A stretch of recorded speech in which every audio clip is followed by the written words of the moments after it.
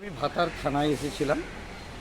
Actually আমারুন গ্রামে 800 বছরকার পুরনো শ্রী শ্রী জয়দুর্গা মাতার পুজো উপলক্ষে আমরা ভারতীয় জনতা পার্টির পক্ষ থেকে একটা গেট তৈরি করেছিলাম, যেটাতে শরণার্থী দর্শনার্থীদের অভ্যর্থনা এবং স্মারক শুভেচ্ছা দেওয়ার জন্য।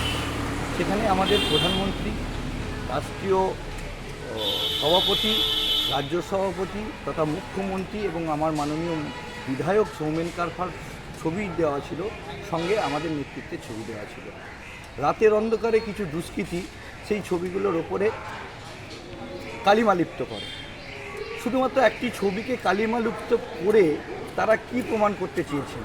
এটা শুধু একজনাকার ছবিতে কালিমালিপ্ত করা হয়নি, গোটা ফ্লেক্স ভারতবর্ষের প্রধানমন্ত্রী, মাননীয় মুখ্যমন্ত্রী এবং সৌমেন কারফাকেও কালিমালিপ্ত করবার চেষ্টা করেছেন। এই জন্য আমি আজকে থানায় এসেছিলাম যে দুষ্কৃতীরা এই কাজগুলো রাতের অন্ধকারে করেছে তাদের দৃষ্টান্তমূলক শাস্তি হোক। আমার পরিচয়, আমি বাপ্পা মুখার্জি, ভারতীয় জনতা পার্টির কিষাণ মোর্চার রাজ্য কমিটির সদস্য তথা কাটোয়া জেলার ইনচার্জ। কোন গ্রামে হয়েছে? এটা আমারুন গ্রামে হচ্ছে। কখন দেখতে পেলেন?